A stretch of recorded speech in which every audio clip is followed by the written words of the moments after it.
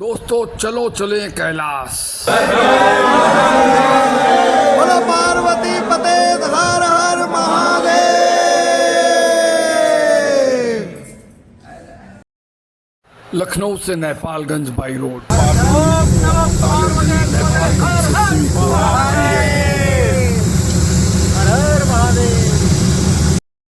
दोस्तों हम लोग सिमीकोट एयरपोर्ट पहुंच गए हैं।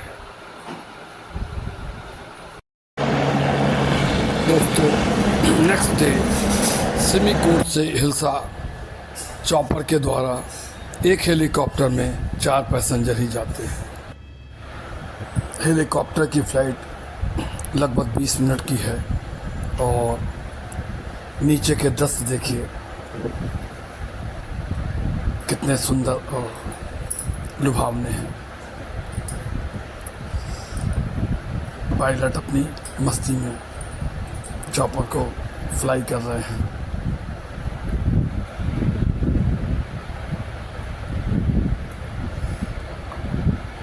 कुछ समय में हम लोग हिल्सा हेलीपैड पर लैंड करेंगे। अब हम हिल्सा हेलीपैड पर आ गए हैं और बाहर निकलकर अपना सामान ले लिया है। हिल्सा का होम स्टे।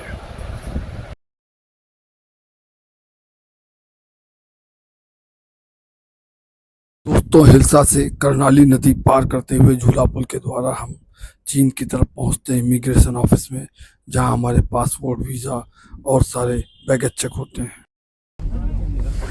दोस्तों इमिग्रेशन होने के बाद, बैगेज चेक होने के बाद हम लोग पुरांग या तकलाकोट शहर जाते हैं।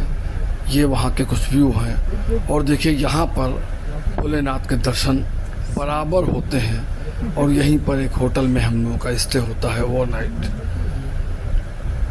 अच्छे खाने और रहने की व्यवस्था होती है और यहीं से अगले दिन हमारा मानसरोवर लेक में जाने का प्रोग्राम होता है। तकलाकोट शहर की सुंदरता देखते ही बनती है। अगले दिन सुबह सुबह हम लोग अपने बैग एंड बैगेज के साथ बसों में बैठकर मानसरोवर लेक के लिए प्रस्थान करते हैं। और देखिए हमारी यात्रा मानसरोवर लेक की शुरू हो गई है। ये मानसरोवर लेक का एक दृश्य है। दोस्तों रोड साइड से जाते हैं तो मानसरोवर लेक कई जगह रुकने की और स्पॉट्स बनाए हैं जहाँ पे आप देख सकते हैं और फोटोग्राफी कर सकते हैं। हमारी बस भी ऐसे ही एक जगह रुकी है और वहाँ पे हम लोगों ने मानसरोवर लेक के किनारे कुछ फ़ोटो और वीडियो शूट्स किए हैं। हमारी पूरी टीम हमारे साथ है। सब लोग अपनी अपनी फ़ोटोग्राफी और वीडियोग्राफी में व्यस्त हैं। दोस्तों अब हम पवित्र झील के पूरे चक्कर को लगाएंगे और बस द्वारा पूरा करेंगे। यह दूरी 102 किलोमीटर की है और यहाँ पे बीच में कहीं भी रुकने की इजाज़त नहीं है। झील के एक साइड में ले जाके बस वाले वहाँ पे रोकते हैं और वहाँ पहुँचने के बाद, रुकने के बाद बस से उतर के हम लोग उतर के और मानसरोवर झील दुनिया का पवित्र स्थल, सबसे बड़ी झील, झील के दर्शन आप सभी लोग करें। देखिए मानसरोवर झील, चारों तरफ का व्यू देखिए।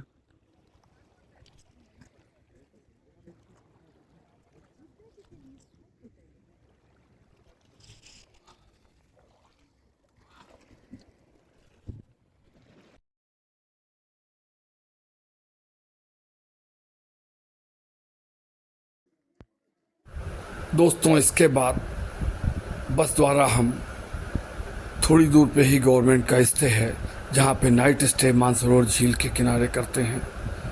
कुछ लोग रात में भी इसकी प्रतिभा देखने जाते हैं। और अगले दिन सुबह हम यहीं से कैलाश परिक्रमा के लिए बस द्वारा दारचेन के लिए निकलेंगे और दारचेन से हम लोग यमद्वार जाएंगे और यमद्वार से हमारी परिक्रमा चालू होती है। दोस्तों, हम लोग यमद्वार आ चुके हैं। यह आप जो मंदिर से देख रहे हैं, इसके अंदर से निकलना होता है और फिर पीछे मुड़ के नहीं देखना होता है। डेरा तक की दूरी 10 से 12 किलोमीटर की है, जो एक नॉर्मल मीडियम टाइप की यात्रा है। ना ही चढ़ाई है, थोड़ा सा प्लेन है, थोड़ी सी चढ़ाई है और ज़्यादा कठिन नहीं है। और डेरापुक में हमारा नाइट स्टे होता है। डेरापुक से हम सभी लोगों को उत्तर भाग के कैलाश पर्वत के सबसे बेहतरीन दर्शन होते हैं। यह रास्ते की छठा रास्ता देखिए यहाँ से ही कैलाश पर्वत दिखना शुरू हो गया है। और दोस्तों, इस कैलाश पर्वत की फ़ोटो को, वीडियो को जब आप जूम करके देखेंगे तो आपको इसमें भोलेनाथ और माँ पार्वती साक्षात दिखाई देंगे। दोस्तों, कैलाश पर्वत के चारों दिशाओं से दर्शन होते हैं और उसकी कुछ फोटो हम आपको यहाँ दिखा रहे हैं। दोस्तों, आज हम डेरापुक से जुथलपुक की ओर चलेंगे। 22 किलोमीटर चलना है, जिसमें 6 किलोमीटर डोलमाला पास की चढ़ाई है और 6 किलोमीटर उतराई है और 10 किलोमीटर का रास्ता मीडियम ट्रैक है, नॉर्मल है।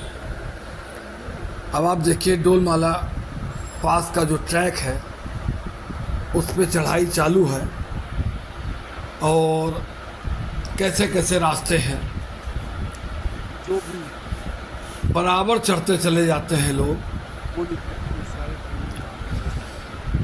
स्टीप क्लाइंबिंग है और ये देखिए डोलमाला पास की हाइट और उसकी ऊंचाइयां दिख रही हैं, लोग कैसे ऊपर की तरफ बढ़ रहे हैं।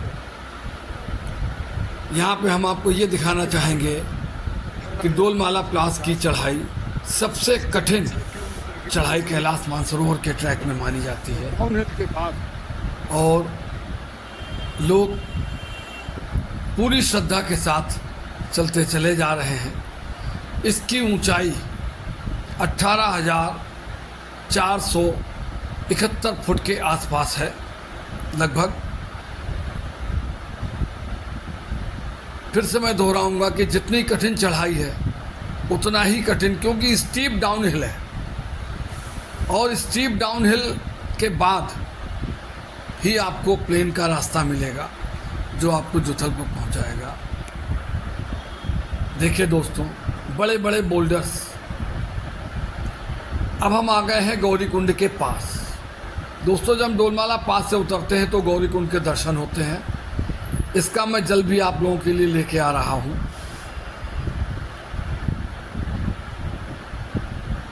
देखते जाइए, लोग बैठ।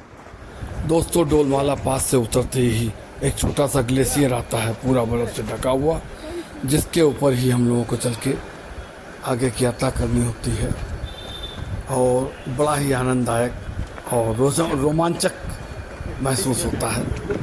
रोमांचक। उसके बाद 10 किलोमीटर की लगभग यात्रा हम लोगों को जुथलपुक की पैदल करनी होती है। 6 किलोमीटर अपहिल, 6 किलोमीटर डाउनहिल और 10 किलोमीटर की पैदल यात्रा। यह ट्रैक नॉर्मल है और हम जुथलपुक पहुंचते हैं, जहां हमारा नाइट स्टे और खाना होता है। जुथलपुक से सुबह 8 किलोमीटर पैदल चल के हम लोग चोंगदा गांव पहुंचते हैं। वहां हमारी बसें खड़ी होती हैं।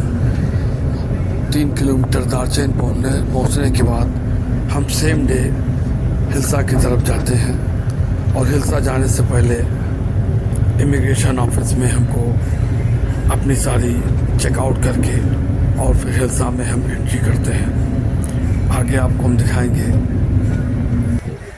कि और रास्ते में दोस्तों इतने सुंदर सीन आते हैं, ऐसा लगता है कि भोलेनाथ हमको हमारे घर तक पहुंचा के आएंगे। साथ साथ चलते हैं, वीडियो थोड़ा अच्छा नहीं है क्योंकि ये बस में चलती बस में शूट कर रहा हूँ, इसलिए उतना अच्छा वीडियो नहीं आ रहा है। भोलेनाथ के बराबर दर्शन होते रहते हैं पूरी रास्ते,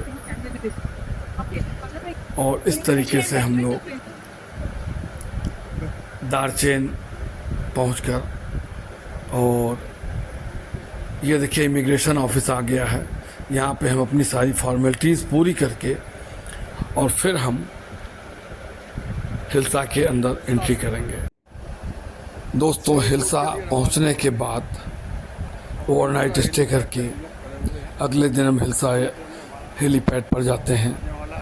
वहाँ से चॉपर लेके सिमीकोट पहुँचते हैं, और सिमीकोट से सेम डे ही हम नेपालगंज के लिए छोटी वाली फ़्लाइट मिल जाती है, और अपने बैगेज कलेक्ट करते हुए